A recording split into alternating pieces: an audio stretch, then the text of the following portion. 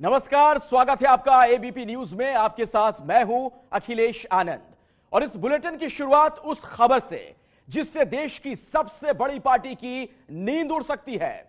जिन दलितों को लुभाने के लिए बीजेपी अपने नेताओं, मंत्रियों, सांसदों और विधायकों को दलितों के घर भेज रही है, आखिर वो बीजेपी की इस कोशिश पर क्या सोचते हैं, ये जानने के लिए हमने उत्तर प्रदेश के कैराना जाकर पड़ताल की, जहां 28 मई को लोकसभा उपचुनाव होने जा रहा है। हमने दलितों से बीजेपी के दलित भोज पर सवाल पूछे। हमने उनसे पूछा कि क्या वो बीजेपी को वोट देंगे। दलितों ने हमें क्या जवाब दिया, ये जानने के लिए देखिए हमारी यह खास रिपोर्ट। दलितों के घर बीजेपी नेताओं के जाने और खाने का विवाद थम नहीं रहा। नए विवाद के केंद्र में ये तीन चेहरे, जिसमें बीजेपी महासचिव अरुण सिंह, केंद्रीय मंत्री एसएस अहलूवालिया और उत्तर प्रदेश की बेसिक शिक्षा मंत्री अनुपमा जायसवाल हैं। ये हथियारबंद लोग बीजेपी के महासचिव अरुण सिंह के समर्थक हैं, जो मुरादाबाद के गजगोला नानकवाड़ी गांव में उनके साथ दलितों के घर खाना खाने गए। अरुण सिंह ने दलित के घर जाने से पहले गांव में एक चौपाल भी आयोजित की, जिसमें कुछ लोगों ने उनके ही सामने बिजली को लेकर शिकायत शुरू कर दी। अभी जो लाइट की समस्या है, माननीय मंत्री जी, लाइट बजाय 18 घंटे के यहाँ 4 घंटे आती है। यहाँ 4 घंटे 5 घंटे लाइट आती है। अगर एक लाइन का तार टूट जाए तो लाइनमैन 3 दिन नहीं आते।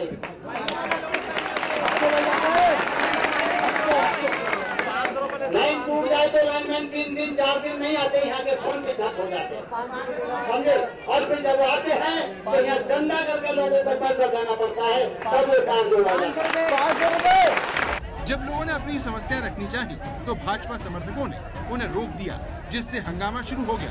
अपने स्थान पर रह जाए। मेरा सभी सम्मानित ग्रामवासियों से आग्रह है कि वो अपने स्थान पर रह जाए। माइक आपके पास पहुंच रहा है। यदि आपको अपनी बात रखनी है माननीय महामंत्री जी के सामने, तो माइक से वहीं से दूर कर। आरोप है कि बीजेपी समर्थकों ने लोगों से मारपीट की। जब इस बारे में अरुण सिंह से पूछा गया तो उन्होंने इसके लिए मीडिया को दोषी ठहरा दिया। हम लोग गांव के लोग हैं, गांव के लोगों से बातचीत कर रहे हैं और गांव की समस्या भी हम लोग जानते हैं। हर गांव में क्या हो, 2 ग्रुप होता है, एक प्रधान का, एक पूर्व प्रधान का, तो थोड़ा आपस में कहीं कहा हो जाती है। इसलिए इसको बहुत बात का बचंगड़ नहीं बनाना चाहिए। सभी गाँववासी एक है और उसे आप लोगों की तरह मीडिया को देख करके थोड़ा कैमरा वगैरह देखकर अधिक गुस्सा में आ जाते हैं। उससे पहले देखिए कैसा हर हर मोदी, घर घर मोदी में नारा लगा रहे। इस विवाद के बाद अरुण सिंह दलित ग्राम प्रधान के घर खाना खाने चले गए, जहां उन्होंने रुकने का ऐलान कर दिया। इस दौरान भाजपा नेताओं के समर्थक बड़ी संख्या में हथियार लिए हुए भीड़ में घूमते रहे, ताकि कोई भाजपा नेताओं का विरोध न कर सके। प्रधानमंत्री नरेंद्र मोदी ने ग्राम स्वराज योजना के तहत अपने सांसदों और विधायकों को गांव में रात बिताने के लिए कहा। इस योजना के फोकस में दलित बहुल इलाके हैं, इसलिए केंद्र और राज्य सरकार के मंत्री, सांसद और विधायक गांव में रात बिता रहे हैं और दलितों के घर भोजन कर रहे हैं। लेकिन प्रधानमंत्री की अच्छी नीयत का उन्हीं के मंत्री मजाक उड़ा रहे हैं। इस कड़ी में एसएस अहलूवालिया का नाम भी शामिल हो गया है, जो बिहार के बेगूसराय में महादलितों के घर खाना खाने गए।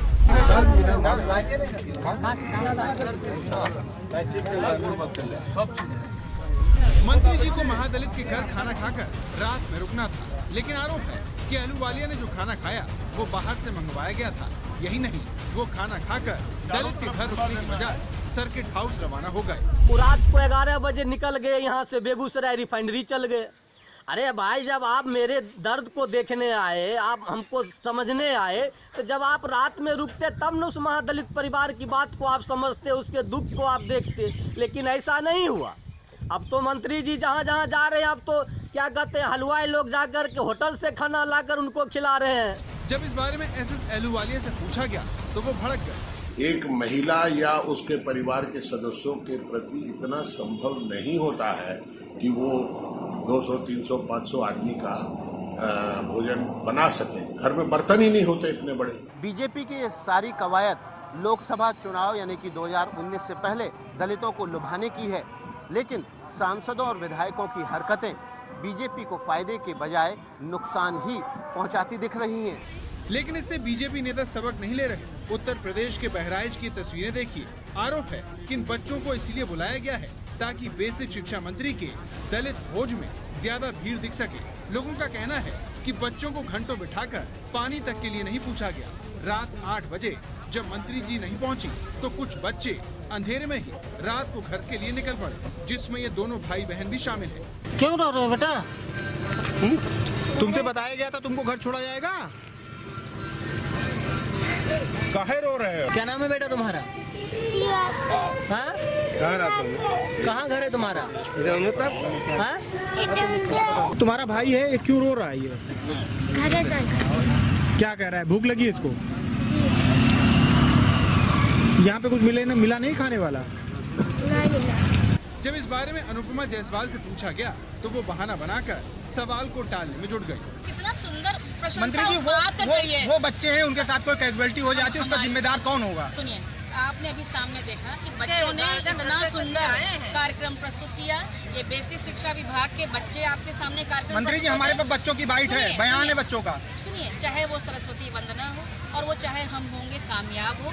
अब बच्चे अगर आपको कोई मिले तो मैं कोई वो नहीं कर रही हूँ। दलित भोज को लेकर अनुपमा जायसवाल इससे पहले अपने ऐसे ही बयानों से विवादों में घिर चुकी हैं, जिसके लिए बाद में उन्हें सफाई भी देनी पड़ी।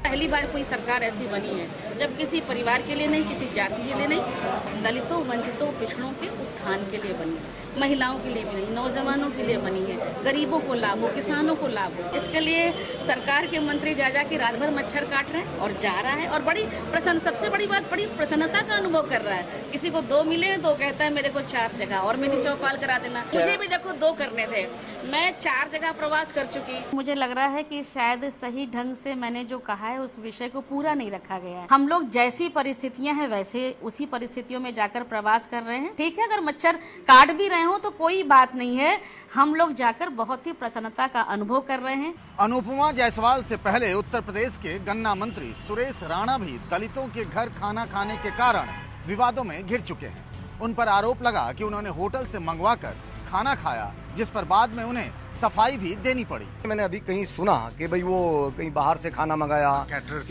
से मंगवाया, होटल से आया।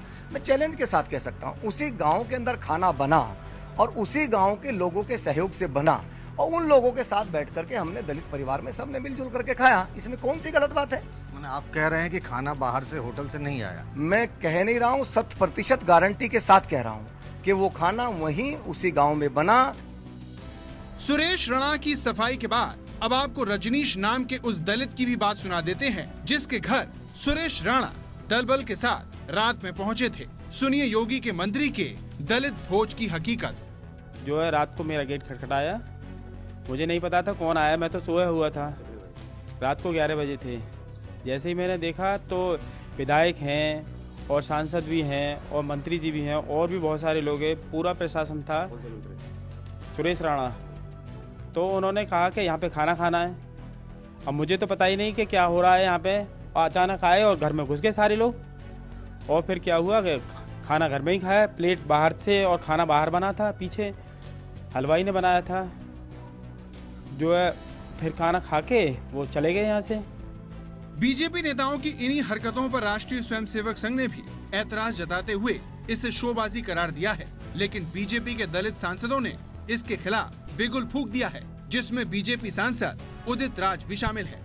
का रिएक्शन पूरे देश में जा रहा है, और जो पढ़ा लिखा है, जागरूक तबका है, वो इसको अपमान की दृष्टि से ले रहा है कि मेरे यहाँ आकर के, हमारे समाज में आकर के हमारे जो घाव हैं उनको फिर ताज़ा करने का काम करते हैं कि हम नीच हैं या ऊंच हैं।